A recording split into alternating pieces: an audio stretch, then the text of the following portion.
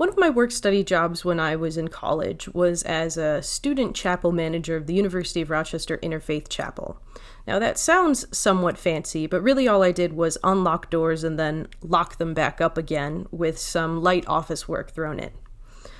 Usually it was pretty boring, though one time the Catholic chaplain, Father Cool, that was indeed his real name. He showed up with a duffel bag completely full of rosaries blessed by Pope Francis, and I needed to help him put the rosaries into little pouches for the students. So that doesn't happen every day, and that's probably the most interesting thing that ever happened to me at work. But more interesting than my actual job was just observing the rhythms of various religious groups on campus. I picked up on when holidays were or what kind of practices were part of different faiths, and that's how I found out about the quite fun Jewish holiday of Purim. Now, Purim commemorates the deliverance of the Jewish people in the book of Esther, and the highlight of worship that day is telling the Esther story.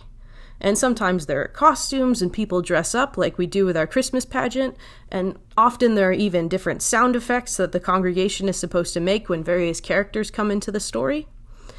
And the rabbi at the University of Rochester was a very good Purim narrator, so that service was quite popular with my fellow students. Now, I can't promise I'm as good at telling the Esther story as the rabbi, but I'm going to go through the story and then we'll see some of what we can take away from it. So the story of Esther takes place in the capital of the Persian Empire during a period where Israel's ruled by the Persians. And the king of the empire is giving a giant feast with all sorts of important people at court there. And it's a feast for multiple days. And like any good feast, there's lots of wine. So as the king becomes merry with wine, he decides what the feast needs is for his queen, Vashti, to come in so he can show off how beautiful she is and have her entertain everyone. However, she refuses to come. We don't know why she refuses. Maybe she doesn't fancy being in a room full of men who've literally been consuming wine by the flagon for days, or maybe she just felt it was beneath her. So for whatever reason, she refuses the king's order to come to the feast, and kings don't like it when you tell them no. So the king's enraged, and he and his courtiers gathered together to figure out what sort of decree should be proclaimed against Vashti. And they decide Queen Vashti can never enter the presence of the king again, and that she's no longer queen. And once a decree from the king goes out, it stands forever and can never be altered or rescinded. So this leaves the king without a queen, which isn't any good. So a commission is appointed to round up all the beautiful young virgins from every corner of the realm to essentially take part in like a beauty contest, almost reality show competition to be the next queen. And this brings our main character, Esther, into the story. She's one of those beautiful virgins in the competition to be queen, and Esther's cousin, Mordecai, is part of the king's court, and he's Esther's adoptive father. So Esther and Mordecai are both Jewish, which will become important later on. Now, I say this beauty contest was more like a reality TV show because it was a very involved thing. The women spent 12 months in the harem at court going through an extensive diet and beauty regimen and training, and at the end of the period, one at a time, the women were brought to the king in the evening, and then the woman would leave in the morning. And whoever the king delighted in the most would become his queen. And the winner of this contest is Esther, so she becomes queen. Meanwhile, Mordecai, Esther's adoptive father, is at court, and he overhears people plotting to assassinate the king. He quickly tells Esther all the details, and she's able to warn the king. So the king's safe, and he then has everyone who plotted against him executed. However, these executions left some vacancies at court, which leads to the promotion of a fellow named Haman, and he's the main antagonist of our court adventure story. Haman is having a great time at court, being in charge of lots of things and being in favor with the king and flaunting his power and prestige. However, these happy feelings sour when he notices Mordecai doesn't bow down to him like everyone else. Haman wants to have Mordecai executed, but he doesn't think he's got the social political capital to get permission to take Mordecai out directly, because Mordecai has just foiled that assassination plot. But Haman finds out Mordecai is Jewish, and instead conspires to get the king to decree the destruction of all the Jews in the Persian Empire. Now that seems like a bit of an overreaction if you ask me, but I'm not the supervillain of our biblical adventure story. So Haman goes to the king and tells him, "There is a group of people in your empire who aren't like you or me. They're different from us. They have their own laws and they don't follow the laws of you, the king. You can't tolerate such a people in your kingdom. They're dangerous and flaunt your authority." So upon hearing that, the king decides that these people should indeed be destroyed. And a date of destruction is set, and a decree goes out to all the lands that on that date, people should all rise up and destroy the Jews and take all their property. And the king, after doing that, figures this has been a solid day of work, and he starts drinking contentedly. But the empire is thrown into confusion. Now, a bit of a sidebar here, but Haman's rhetoric to convince the king to commit genocide against the Jews is basically the same rhetoric that's been used against Jews and other minority groups for centuries. These people are different from us, and therefore they're dangerous.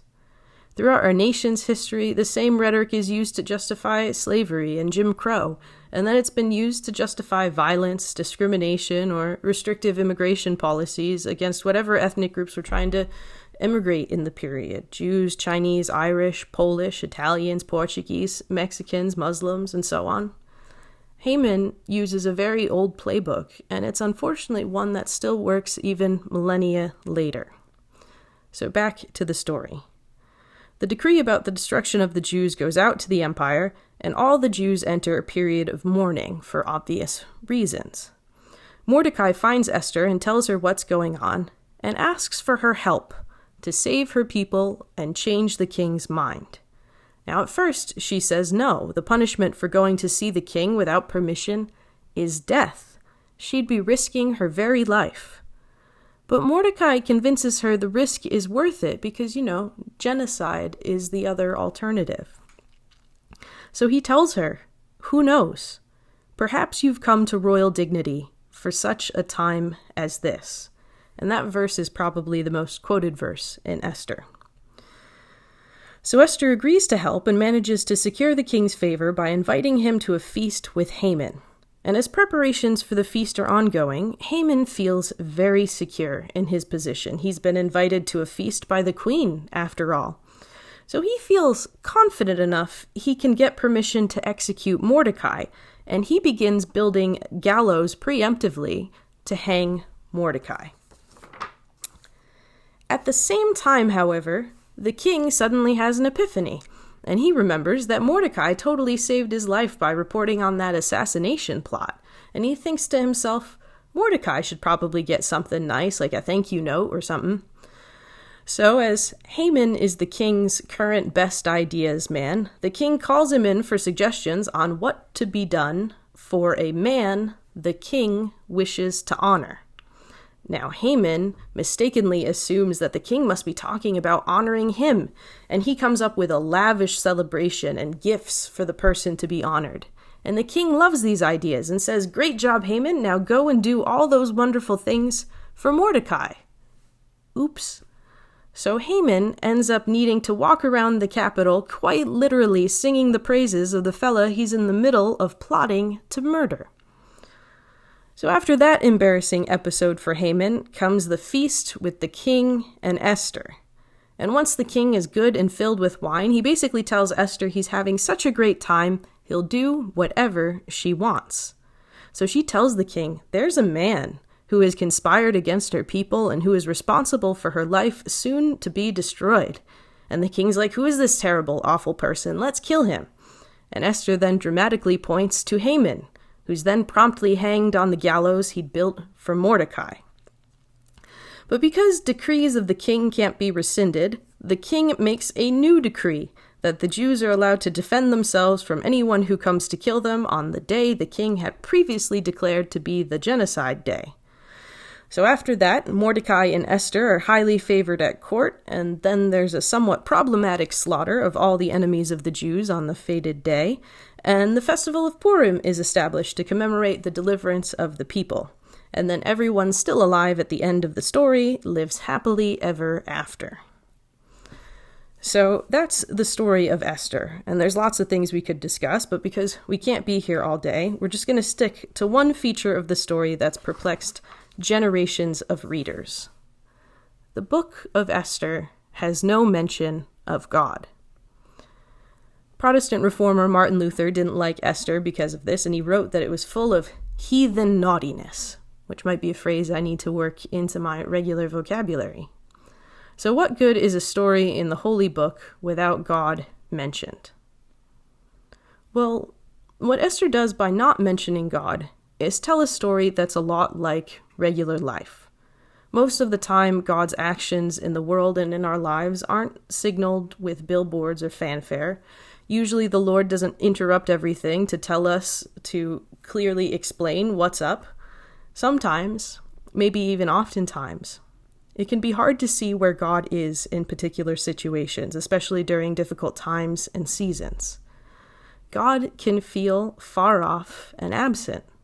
And sometimes I don't see where God was in a situation until well after it's over. And for some parts of my life, I'm still figuring it out. That's a normal part of faith. One of the most common places we're going to see and experience God is through the people around us. God's in the person who comes into our lives at just the right moment, or in the people who support us when we need it most. We see God at work in this way in Esther. Mordecai speculates that perhaps Esther became queen to save her people, and indeed, he was right. It's through Esther being in the right place at the right time with the right skills that God's people are delivered. God's providence, God's interaction and care for us and creation can be hard to see. But the good news of Esther is that God is at work in all sorts of people, even people involved in so-called heathen naughtiness. And though we can sometimes feel like God is far off, the good news for us is that while it might be sometimes hard to find God, God always finds us, and might very well be there in the person and people alongside us. Amen.